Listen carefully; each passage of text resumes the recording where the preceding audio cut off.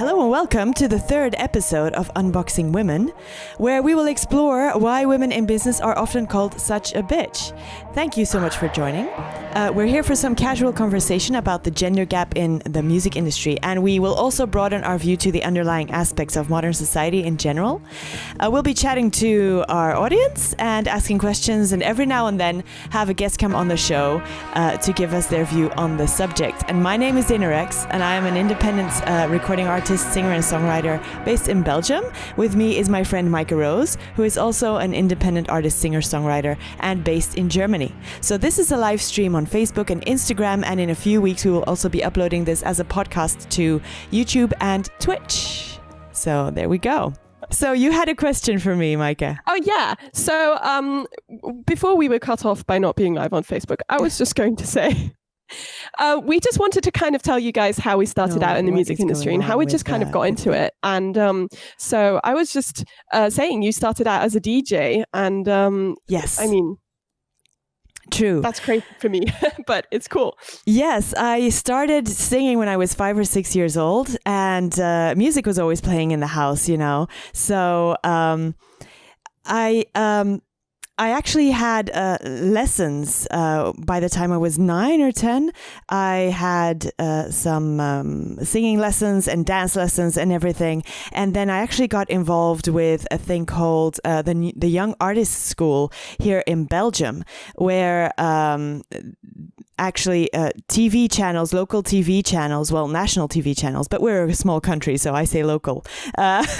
National TV channels sourced kids for, like, if they needed a kids choir or kids to be on the stage in children's programs and stuff like that. So I had my debut on TV when I was 10 years old on a thing called Teen om te zien, which is kind of the top of the pops in Belgium.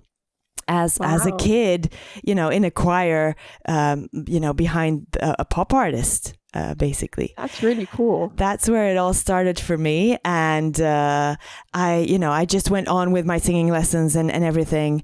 And when did you start singing lessons? But when I was 9 or 10. Yeah. Something like that. A few months before the TV thing. Really. Because it was kind of linked. They did singing lessons, they gave singing lessons, and then also you know, they were the place to be for people to find kids to put on TV. So insane. All right. Yeah.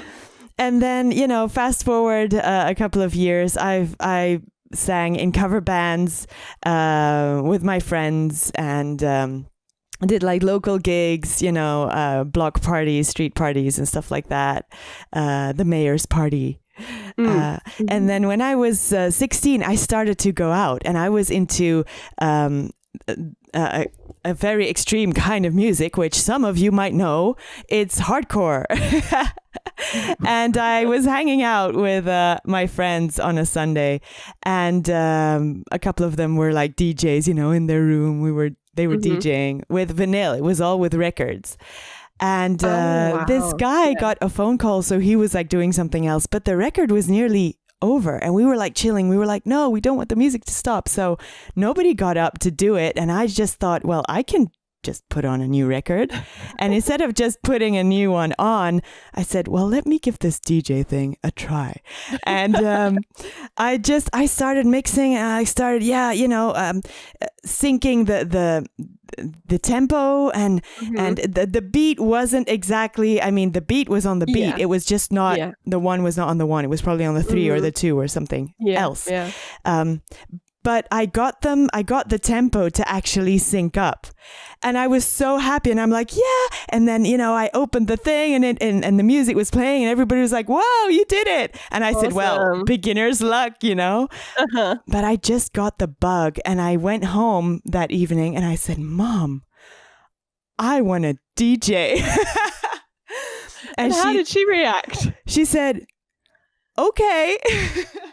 So I saved up all my money, and that December I asked for a couple of things to start DJing at home for Christmas, and I went to the record store and bought my own records. I think I bought like 3 or 4 records to start with, really like a tiny little collection. And then I started DJing at home, and it was awful in the beginning. It was just awful.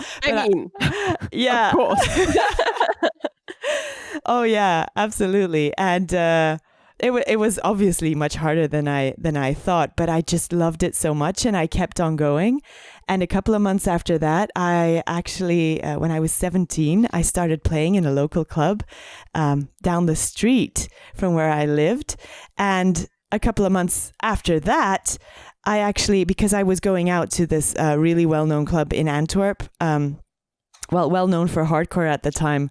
And I just went there, and I thought, I can do this. I'm already playing at that other club, so let me just ask if I can do a test here. And they liked it, and I got a residency for 2 years in this big ass club. Wow. That is so cool. So you kind of just, you asked them to do a test, and then you got a residency. But like, I was more kind of thinking about how did people react? I mean, did you know any other female DJs at that time? There was one other female DJ that was already well known, and she was on Thunderdome and stuff. So that was, actually her name is Lady Donna. which is very ironic. Yeah. So I did not go by that name, obviously, because it was already taken. She was from the Netherlands. Yeah. And she was already well known in the scene. There was also one from, I think she's also, I don't know if she was Belgian, from Club X, because Club X was also a major club in hardcore at that time. So it was, what was her name? Was it Lady X or was it Miss? I don't remember. But there were a couple. There were a couple. Okay. Yes. Well, that's cool. So yeah, and people reacted kind of. It wasn't. It's obviously a very hard world, and it is a man's world. But because I was very, very assertive about everything, I just, kind of went like a bulldozer, and that seemed to work. And I mean, you were like 16, 17, something like that? I was 16 when I started, and 17 when I got my residency. So I was still in high school. Yeah. How many days did you do a week? It was only open in the weekends, so on Friday and Saturday. Yeah. And my contract said that I had to. So I did the opening from 10 to 12 in the evenings, and I had to be there. You were still young. Well, because I didn't have any experience. Right. Okay. So they weren't going to give me the prime time, obviously. So I had to, still learn a lot. So I did the opening from 10 to 12, which is already good because, I mean, by 12, there's a lot of people there. There's a lot of people. And I learned so much by just doing the opening, and I wouldn't have wanted to do it any other way. It was really good. So I was still in high school, and because you're not allowed to sign a contract to work in Belgium before you're 18, basically, I had, my mom had to come along and everything to sign for me because otherwise, it's child labor. So we had to figure that whole thing out to get everything legal.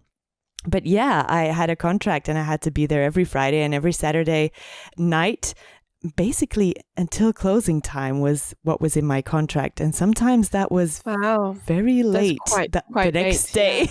Yeah. So yeah, but it was a lot of fun. And I did my studies. And I did that at the same time, and then I went to college after that as well. Yeah. Right. So how did you get into singing then? How did you move from DJ to singing? Oh, I was singing before that. Yeah, I was in cover bands, and I was singing before that. Right. You said. Okay. Cool. So I always kept singing while I was DJing, and that was what made it kind of special, because nobody else was doing that. So instead of in hardcore, there's a lot of remixes going on. So instead of just popping on the remix, I put on this bass track and just sang the popular songs. On top of that, you have Layla K, Open Sesame. You have No Doubt Don't Speak, which was a popular one. And a couple of others. And it was a lot of fun. And I always got great reactions from the audience, because I used to sneak out of the DJ booth and actually go sing with the mic in the middle of the dance floor, and then sneak back. And everybody's like, oh my God, she was just here and she's singing live. And they loved it. So yeah. That's hilarious. And what about you? How did you start? Oh, Jesus. Yeah. Also very young. Very young. Right? I started very young. Actually, the first story my mum ever told me. Sorry, my screen keeps going black on my phone, so I'm constantly going like this, which is fun. No, so my mum tells me this story all the time. It's like I was 2 years old, sitting in a shopping cart. You know those kind of seats in the shopping carts for little kids? I was small enough to fit into that still. Oh, and wow. Yeah, and I was singing some sort of I don't know, like a children's song and a nursery rhyme or something. And I was just singing it loudly because I was always the sort of child that would just go up to people and say, hi. And my parents thought it was a bit weird, but, stranger danger and stuff. But anyway, so I was singing. And like some random woman came up to my mum and was like, oh, she does that so nicely. Oh, wow. I don't know, like a child. And my mum said, thanks. And after the woman left, I turned to my mum and I was like, what is she talking about? That's the way you do it. And I just could not understand how you could sing a wrong note. It just kind of blew my mind that she thought singing notes correctly is such a feat. So that's my kind of first story. My mum always tells her and she always thinks it's hilarious. So, And after that, I think I remember obviously we did a lot of singing in kind of nursery and stuff, as you do. And then I remember in primary school was the first time I was in a musical, because we used to put on a musical, the third graders, because primary school in Germany goes for 4 years. And the third graders used to put on a musical for the fourth years who were leaving. Okay. So we put on a musical for the fourth years in third grade. So I don't know, I must have been 8 or something.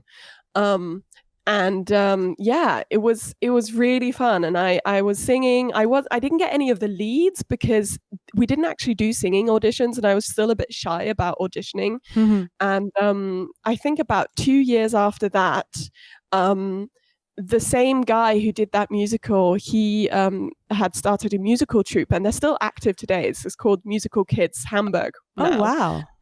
And I was in that until I was 13.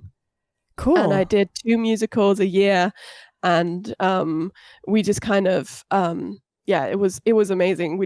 I'm not the best actress ever. I was okay, but the singing kind of made up for it. I always got like the big singing parts after the guy figured out that I actually could sing. It took him a while, but it's great stage practice to be doing stuff like that. I don't have any experience in theater, and that's something that I would have wanted to have, actually. Yeah. It's pretty cool. And I think being in that musical group was really nice for me, because it's kind of like there's not a huge amount of pressure, but you get so excited, and you have a backstage area, and you have people doing your makeup, and because it's all the mums, right? The mums make the costumes, and there was a mum who was a set designer as well. So we had really amazing sets as well. Wow.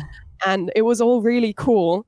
But at some point you kind of grow out of it, and then all the kids are younger than you, and all your friends have kind of left the group. And then I think I auditioned for a musical school in Hamburg, in the center of Hamburg.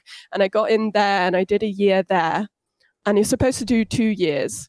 But I went to Italy after 1 year, so that kind of interrupted it. But I was taking vocal lessons from when I was 10, and just continued that throughout. And it just kind of, when I did my school, I didn't take in Germany you can choose to stop taking music lessons, so you can do either art or acting or music in specific schools. And I think because I didn't like my music teacher that much, I stopped taking music lessons, and they were so like history and theoretically. I don't need to know that. I think it was Handel's wife had lost a finger or something. I don't need to know that, but I know it. And it stuck with me. And, that's something you need to know when you're in music, Maika. And so were there a lot of guys doing this musical group thing as well, the musical theater?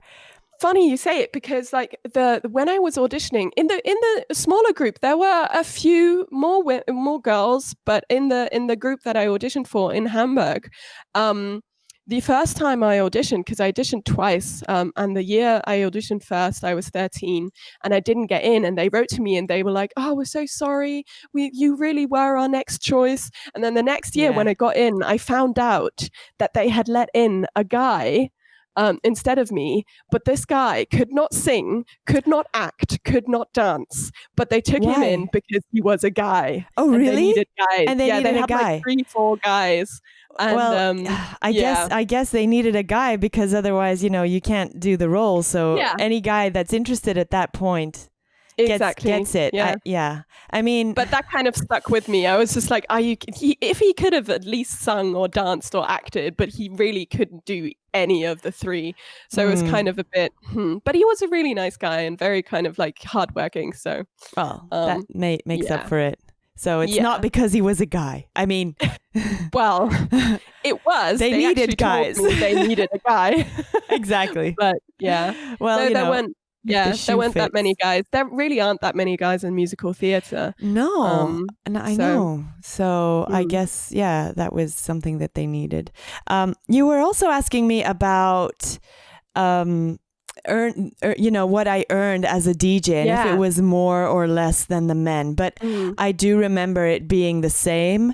And I mean, a musical act, be it a DJ or a singer, a performance with a musician on stage. I mean, there's always, even if you're a man or a woman, I guess the debate is always open about what is the value of art. People expect, especially nowadays, expect you to just come and do that for free, because we can listen to your songs for free, so why don't you just come and perform for free? And it kind of, this whole thing with DJs being very expensive nowadays, that kind of started back then when I was DJing. Really? And because it was really the start. It wasn't the start, obviously, because a lot of people were absolutely were doing it before I was into it, and I was very young at the time. But it was really the start of a lot of these big festivals that are huge right now, and where a lot of DJs can ask a lot of money. The fee is ginormous. And they kind of are a one-man show, aren't they? They are a one-man show, and it was kind of the thing of how much can you ask, how much can you actually get for your thing, because how many DJs do they want to book? But it's not like, I was a club DJ, so I never did like weddings or anything. It was a very specific genre, and it was specifically for nightlife, so club DJs. So it's a different world, I guess, than like price setting for wedding DJs and stuff like that, or acts. But no, I didn't really experience any negative stuff about that. Only that, but I guess this has nothing to do with gender, that it's hard to get paid in that world, because you talk about a price, and then they don't want to pay it before you play, but then you have to run after them after you play and try to get it before the night is over. Normal. So, and that was horrible. That's the thing, though. Yeah. I mean, in general, also, same across all genders, all bands have this issue, all musicians have this issue. It's like kind of many people don't understand what actually goes into a night of performance. But when you explain it to people, they then understand the price tag, because you explain, all right, so we've got so and so many hours of practice, rehearsal, right? Driving to and from rehearsal. And then all the material. Material, yes. I mean, then you've got driving to, setting up. That's all the hours that go into that. And you only really see the big performance, which is maybe, I don't know, say it's 2 hours or something, or if it's a wedding, you might be going for 3. But at the end of the day, that's all the person sees, and then they see like a price tag that's quite high, and they're like, "Oh, I don't know, I'll get someone who'll do it for like 200." Exactly. Just like, yeah. Well, that person might be doing it for fun, but I actually put effort into what I do. Yeah. So it's kind of, it's always, but if you explain it to people, they do understand. But I think it's something that generally needs to, people need to shed a bit more light onto that. Yeah. They don't get it from the get-go. They just want it as cheap as possible. But, I mean, that's the eternal problem. But I guess, because we're doing unboxing women, that doesn't really have anything to do with gender. But I'm kind of thinking of the gender things. Obviously, there were some male DJs who, I say male DJs to make the difference, because people used to call me a female DJ, but obviously I'm a female. So if I'm a DJ, I'm obviously a female DJ. I don't know. They wouldn't call a guy a male DJ. They'd just call him a DJ. Exactly. I mean, the term is disc jockey, right? So yes. I mean, does it matter if you're a woman or a man being a disc jockey? That's kind of it's the same with like the term secretary, right? So you've got male secretary, and when they started having male secretaries, they changed it to assistant, because they didn't want that gender pronoun in front of that. No, they did not. Now it's assistants. Yeah, maybe this is a good one to ask our audience. So can you put in the comments, put in the chat, names of jobs that are very gender specific, and where you have to put male or female in front to have the difference. I think producer, it's just a producer. You don't have female producers because they're obviously just a producer, but women. But I do hear people say female producer. You can hear them say it. Absolutely. Yeah. At conferences and stuff and panels that we go to often, they talk about the difference. So they make a difference between them, which is really weird. They don't say, producers. They say producers and also female producers, but I don't. Why is there's no difference? I feel like it might also be to underline the fact that they now have female producers, and they're like, we have them. But I think also it's just kind of like just you're just digging your hole deeper and deeper by doing that. Honestly. Yeah. So yeah. Yeah, absolutely. So pop in the chat or in comments if there are any job descriptions, job titles that absolutely need the gender specific word in front of them. So male secretary doesn't exist anymore, because now there's executive assistants and personal assistants. Like flight attendant as well. Yes, flight attendant. We were looking for that one the other day. We were looking for that word, yeah. So it's not like a hostess anymore? Yeah, I think it was air hostess. Air hostess. And now it's flight attendant. Yeah. And that was also changed when the men came and when the men came in. Yeah. Yeah. But thinking about it the other way around, like we said, now female producer, female DJ, like you could just call us producers and DJs. Yes, we don't want it, The thing is, we don't mind being called a male job title, but males apparently do mind being called more, like a kind of female secretary, air hostess. Secretary is something different. That's separate. But air hostess obviously has the S at the end, which is kind of female. It is female from the grammar. Yeah. An air host. I kind of understand that. Yeah, but at the same time, I don't think a lot of. I mean, they do in German. In German, a lot of the words that are like our job descriptions are you can tell whether they're male or female. Because of the way our language works. Yeah. But you can change it though. You can change it quite easily. So it's always fun to see companies go haywire with all the endings. They're like, yes, and now we have the neutral too, like people who don't want to like diverse. Yeah. And then you have to kind of go for that too. And then you're just like, X, just X. Yeah. True. No, I was just thinking of, instances where I was really put in front of gender while I was DJing, and there were some DJs who were male who obviously, didn't have the respect, didn't have a lot of respect for me, or just kind of, push me away, like, yeah, you play after, you this or you that. And I guess it doesn't stick because we're so used to being treated like that in all stages of our lives, not specifically when I was a DJ. So there's no instance that stuck. There are a couple, but I won't name names, who are very sexist though, and who are really who are really assholes basically. But they're assholes to the guys as well. So I don't know. I must say that alpha male, right? Alpha male. Yeah. Also in hardcore, obviously back in the day, they didn't used to look at, okay, we need a 50-50 lineup with female or male DJs, because there were just not enough female ones, or not enough good female ones.